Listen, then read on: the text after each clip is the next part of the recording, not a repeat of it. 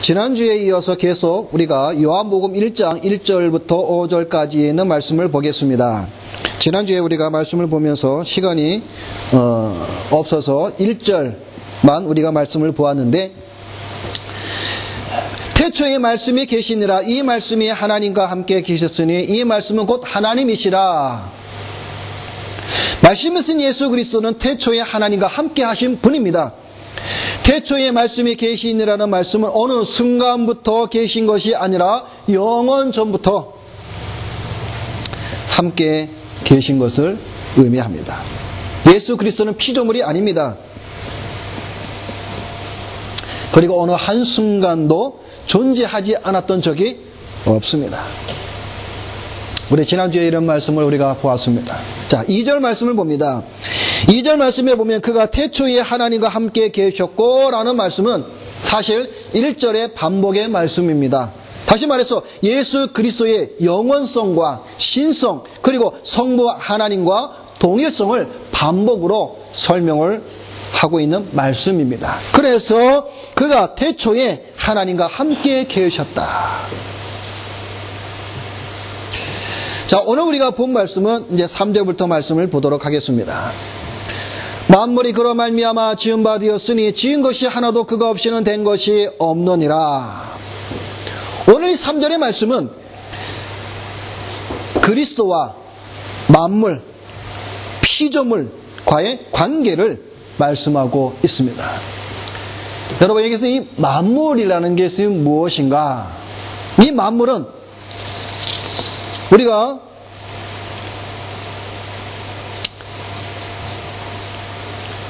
헬라어 성경을 보게 되면 이 만물이라는 이 단어 앞에 관사가 없습니다.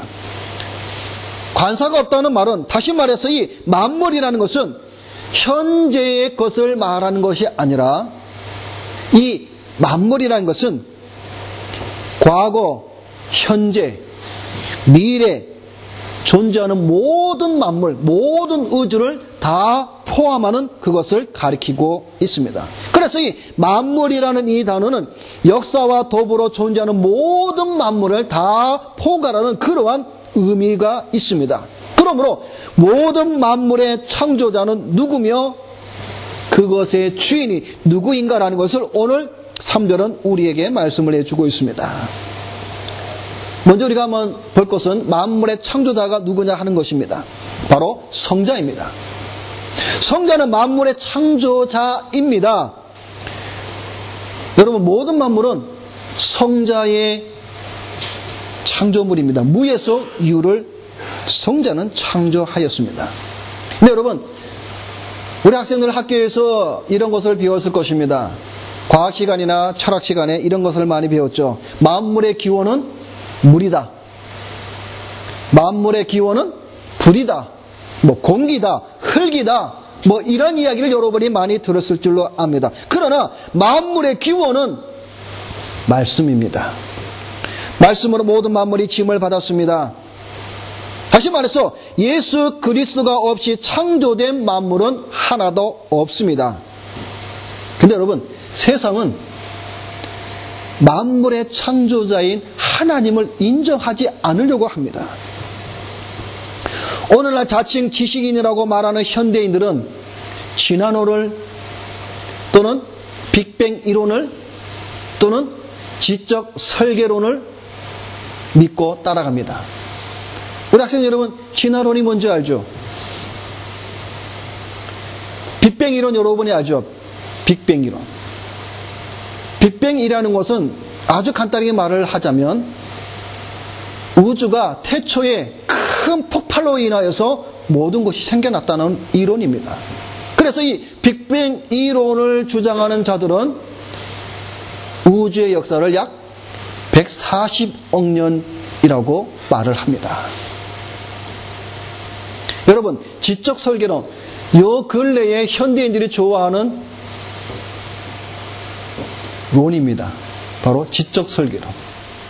이 지적 설계론이라는 말은 무슨 말인고 하면, 쉽게 말하면 어떤 지적인 존재가 세상을 설계를 했다는 겁니다. 그런데 여기서 어떤 존재라는 것은 우리 기독교에서 말하는 하나님은 아닙니다.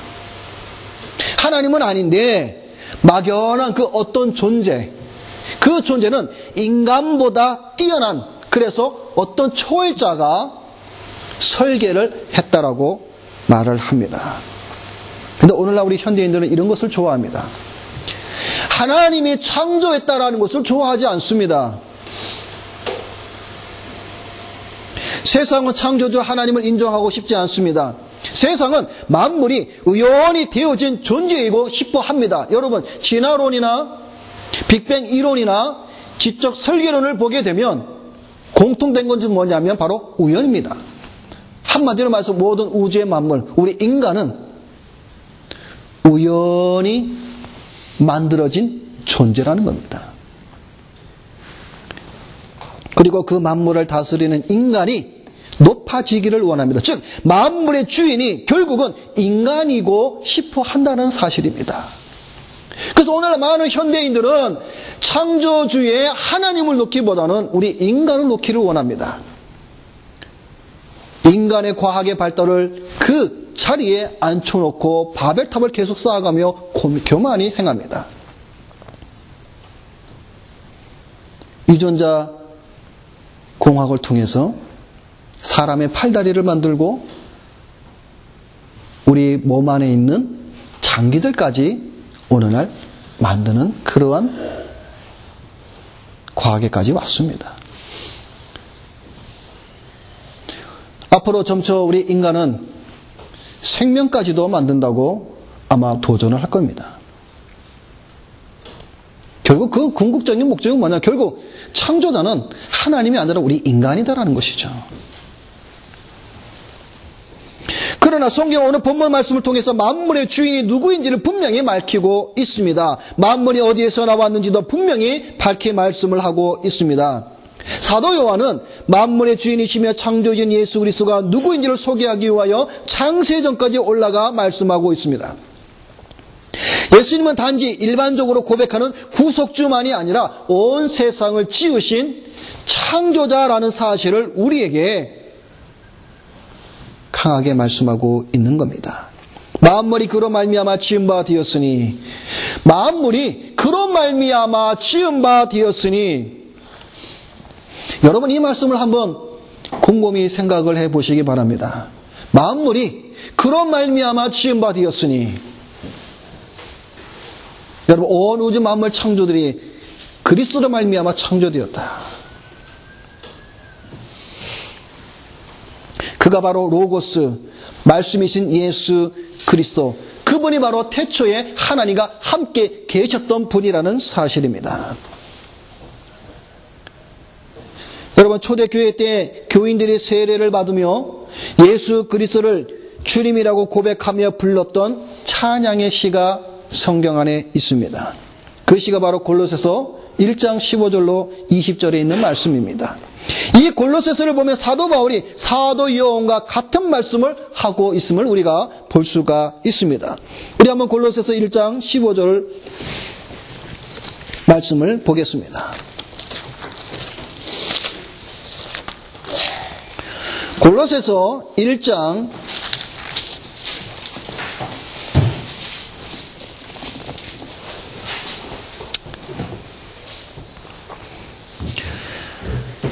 1장 15절, 16절, 17절을 보겠습니다. 우리 다 같이 읽겠습니다. 그는 보이지 아니하는 하나님의 형상이시요 모든 피조물보다 먼저 나신 이시니 만물이 그에게서 창조되되 하늘과 땅에서 보이는 것들과 보이지 않는 것들과 혹은 왕권들이나 주권들이나 통치자들이나 권세들이나 만물이 다 그로 말미암고 그를 위하여 창조되었고 또한 그가 만물보다 먼저 계시고 만물이 그 안에 함께 섰느니라. 아멘. 여러분 얼마나 위대한 말씀입니까? 만물이 그에게서 창조되었다. 사도 바울이 말씀해주고 있는 말씀이 오늘 사도 요한이 하고 있는 말씀과 똑같지 않습니까? 만물이 그런 말미암아 지은 바 되었다. 여러분 우리의 신앙의 고백은 예수 그리스도에 대한 신앙의 고백, 우리의 고백이 이런 고백이 되어야 됩니다. 여러분 예수 그리스도가 누구십니라고 여러분에게 질문을 할 때에 만물이 그로 말미암아 지은 바 되었고 그가 만물의 창조자이며 이러한 신앙의 고백이 여러분의 고백이 되어야 된다는 사실이죠. 만물이 그에게 창조되되라는 말은 그리스도가 창조의 실제적 주역임을 말씀을 해주고 있는 겁니다. 모든 만물이 그에게서 나왔고 그를 위하여 존재하며 그를 향하고 있습니다. 그래서 히브리서 1장 2절 말씀에 보면은 이 모든 날 마지막에 아들로 우리에게 말씀하셨으니 이 아들을 만유의 후사로 세우시고 또 저로 말미암아 모든 세계를 지으셨느니라. 아들을 위해서 모든 세계를 지으셨느니라.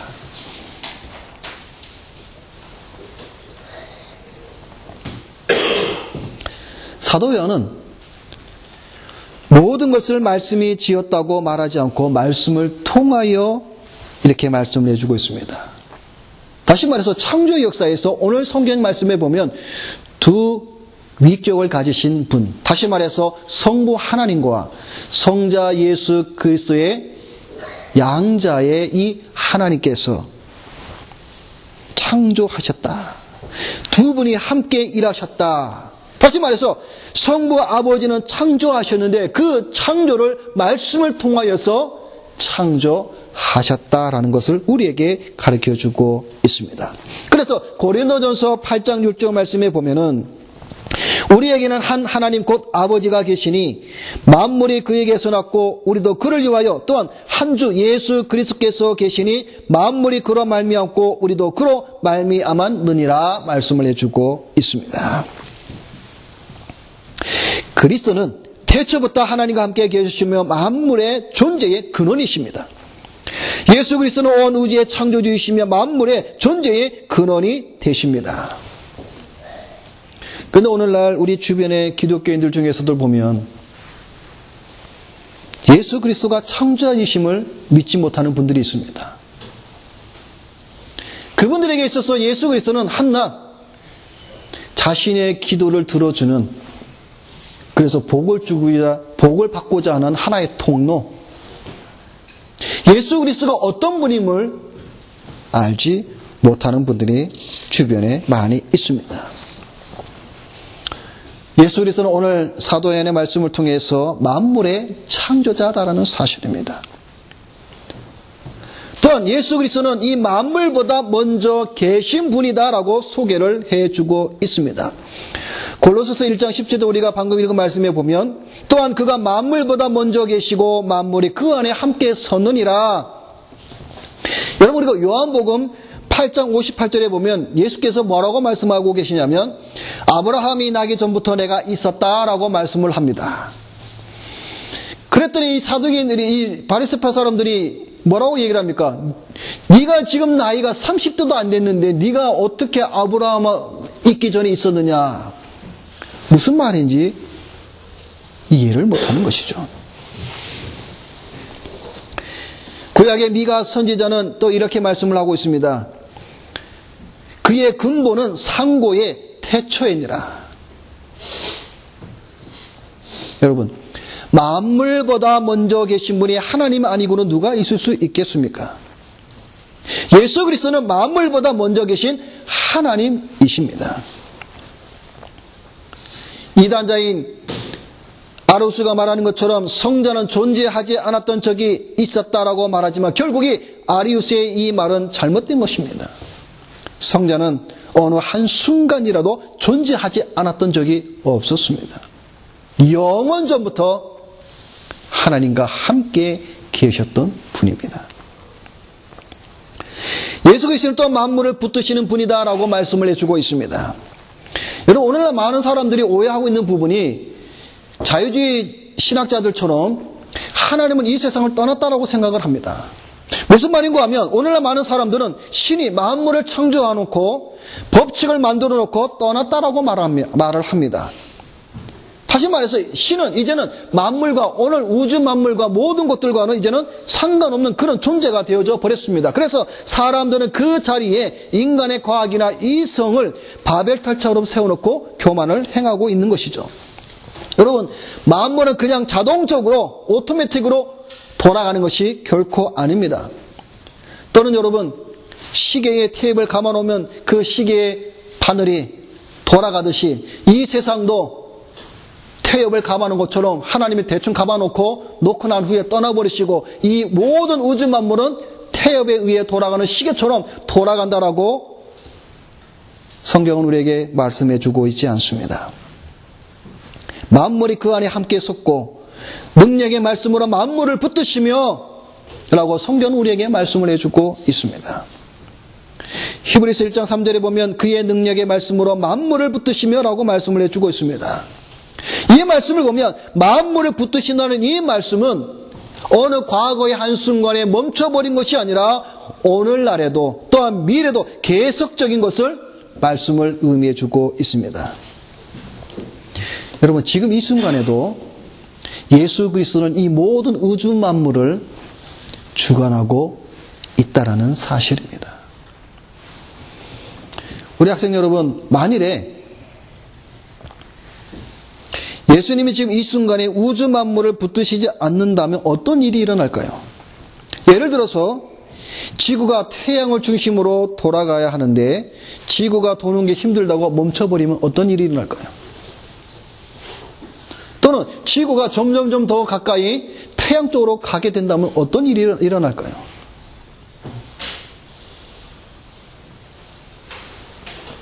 봄이 오면 그 다음에 여름이 와야 되는데 갑자기 겨울이 옵니다. 마음대로 계절도 바뀌고 이런 일이 일어난다면 어떤 일이 일어나겠습니까? 아마 여러분이 대충 여러분이 생각하실 줄로 압니다. 그러나 이런 일들이 일어나지 않는 이유는 창조주이신 예수 그리스도께서 지금도 붙들고 계시다라는 사실입니다. 그 만물의 주인. 그래서 초대교회 교인들은 예수 그리스도를 구속주뿐만 아니라 창조주라고 고백을 하고 있었다라는 사실입니다. 4절 말씀을 봅니다. 그 안에 생명이 있었으니 이 생명은 사람들의 빛이라 말씀을 해주고 있습니다. 그리스도의 속성인 생명과 빛을 우리에게 말씀을 해주고 있습니다. 요한복음에서 사랑, 생명, 빛 이러한 단어를 사도 요한이 특히 많이 썼는데 사도 요한이 이것을 강조하면서 쓴 이유는 뭐냐면 그리스도를 생명의 빛으로 사랑으로 나타내주고 있음을 볼 수가 있습니다. 여러분, 이 서두에 제가 말씀을 드린 것처럼 요한복음이 여러분 우리가 좀 어려운 말씀이기는 하지만 그래도 여러분들이 이런 말씀들을 우리가 잘 배워놓어 주시기를 바랍니다. 이 4절 말씀도 보면은 그 안에 생명이 있었으니라는 말과 이 생명은 사람들의 빛이라, 여기 빛이라는 이 말, 이 4절에 보면 이 두 개의 문장입니다. 하나의 문장은 그 안에 생명이 있었다라는 문장과 생명은 사람들의 빛이라는 이 문장, 이 두 개의 문장 속에 있었으니라는 말과 빛이라는 이라라는 이것은 존재하다라는 말입니다. 그런데 이 존재하다라는 말의 그 뜻을 우리가 살펴보면 어느 한순간에 생겨나거나 어느 한때에 창조된 것을 의미하는 것이 아닙니다. 여기 있었으니와 이라라는 이 말은 본래부터 삼위일체 하나님 안에 존재하고 있었다라는 것을 명시하고 있는 겁니다. 다시 말해서 생명과 빛은 어느 한순간에 창조되거나 만들어진 것이 아니라 영원 전부터 삼위일체 하나님 안에서 존재되었던 그것이 바로 생명과 빛이라는 겁니다. 그 안에 있는 생명, 다시 말해서 그리스도 안에 있는 생명은 제한되거나 끝이 있는 것이 아니라 영원한 생명을 말씀을 해주고 있는 겁니다. 죄로 말미암아 영원히 죽을 수밖에 없는 인간에게 참 생명을 얻게 되는 것은 말씀이신 예수 그리스도 안에만 얻을 수 있다는 사실입니다. 여러분, 참 생명이 어디에 있다고 여러분 생각합니까? 참 생명은 오직 그리스도 안에만 있습니다. 그런데 사람들은 생명을 얻기 위해 여러 가지 노력을 합니다. 그런데 그 생명이라는 것이 영원한 생명을 말하는 것이 아니라 육적인 생명을 죽지 않고 육신으로 영원히 사는 생명을 우리 인간들은 원하고 있습니다. 사람은 그래서 죽음을 원하지 않습니다. 그래서 사람들은 과학을 의지하고 의학을 의지합니다. 설령 과학과 의학을 의지하여 임시적인 이 생명, 이 육신의 이 생명을 여러분 100세나 또는 200세, 300세까지 여러분 연장한다고 해서 과연 그 생명이 영원하느냐 하는 것이죠. 그렇지 않죠. 제한적입니다. 죽음을 피할 수가 없습니다. 성경은 우리에게 무엇을 말씀해 주고 있습니까? 성경은 우리에게 임시적인 한시적인 그런 생명을 우리에게 말씀해 주고 있는 것이 아니라 영원한 생명, 영생을 우리에게 말씀을 해주고 있습니다. 그래서 여러분 우리는 왜 하나님의 말씀을 들어야 합니까? 바로 마태가 4장에 기록한 것처럼 사람이 떡으로만 사는 것이 아니라 하나님의 입에서 나오는 말씀으로 사는 것을 우리에게 말씀해 주신 것처럼 참 생명은 하나님의 자녀들은 육신의 떡을 먹고 사는 존재가 아니라 영원히 사는 생명을 주시는 하나님의 말씀을 들을 때에 영생을 얻는다라는 사실입니다. 이 세상에 많은 사람들이 육신의 떡을 먹을 때에 그들은 100세, 200세까지 살 수 있을지는 몰라도 영생을 구할 수는 없습니다. 영생은 오직 하나님 말씀 안에 있습니다. 그 말씀을 먹는 자들만이 참된 영생의 그 생명을 가질 수가 있습니다. 그래서 여러분 우리가 영생을 얻기 위해서 이 생명을 얻기 위해서는 우리가 어디로 가야 됩니까? 그리스도에게로 가야 되죠. 그런데 오늘날 세상의 사람들은 어디로 누구에게로 가고 있습니까?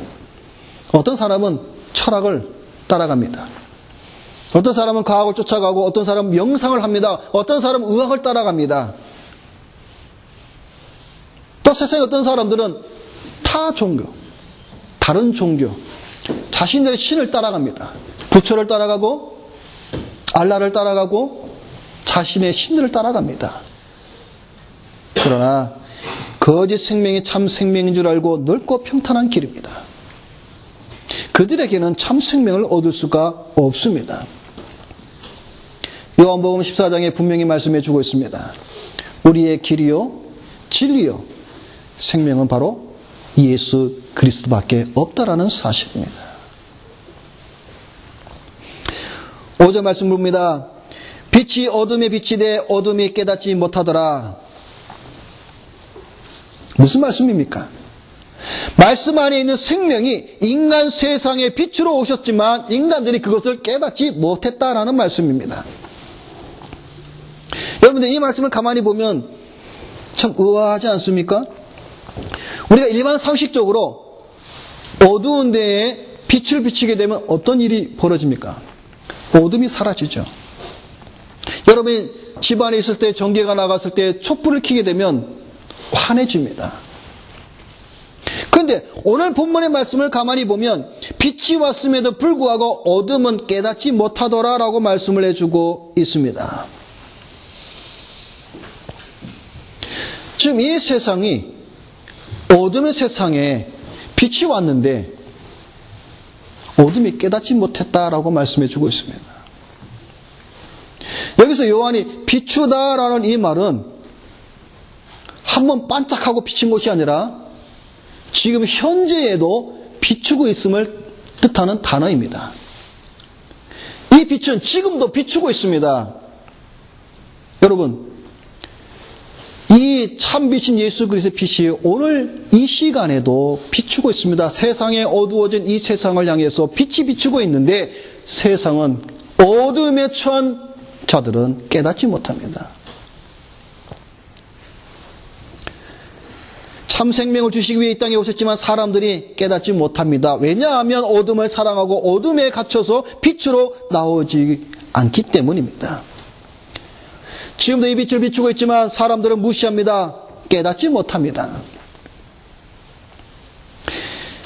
여러분께 질문을 드립니다. 여러분, 이 빛을 받은 사람과 받지 못하는 사람의 차이가 어디에 있다고 생각을 합니까?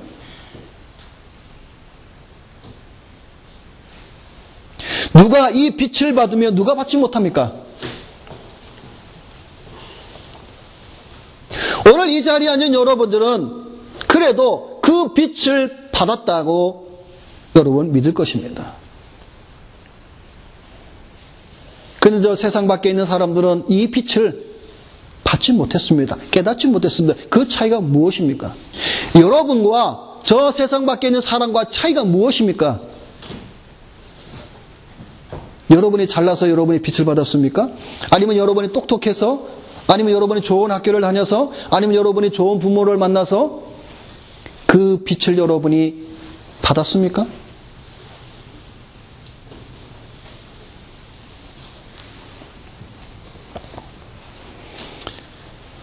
그 빛을 받은 그 차이는 무엇입니까? 하나님의 은혜입니다. 은혜로 말미암아 여러분들이 그 빛을 받았고 그 빛을 깨달을 수가 있었던 것입니다. 오늘 우리도 사도 바울의 말씀처럼 에베소서 5장에 너희도 전에는 어둠이었더니 저와 여러분들도 전에는 어둠의 자식들이었고 어둠에서 우리도 깨닫지 못하던 자들이었습니다. 그런데 세상에 빛으로 오신 그 예수 그리스도를 우리가 깨닫게 하신 것은 하나님의 은혜라는 사실입니다. 우리 인간의 스스로가 능력이 많아서 깨달은 것, 그 빛을 받은 것이 결코 아닙니다. 세상의 모든 사람들은 원래 어둠에 갇혀 깨닫지 못하는 존재였었습니다. 그러나 그 빛을 깨닫게 하신 그것은 바로 하나님의 은혜라는 사실입니다. 말씀을 맺습니다. 말씀이신 예수 그리스도는 창조자요 생명과 빛입니다. 예수 그리스도는 바울의 고백처럼 보배입니다. 이 보배를 가진 성도는 영원한 생명, 영생을 얻은 자입니다. 그러기에 오늘 저와 여러분들은 이 요한복음에 서도 있는 이 1절부터 5절까지는 이 말씀을 통해서 예수 그리스도가 누구이신지 다시 한번 여러분이 깨달으시고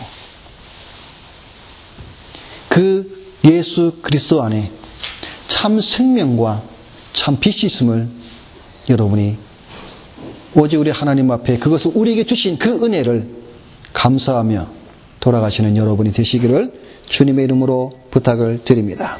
기도하겠습니다.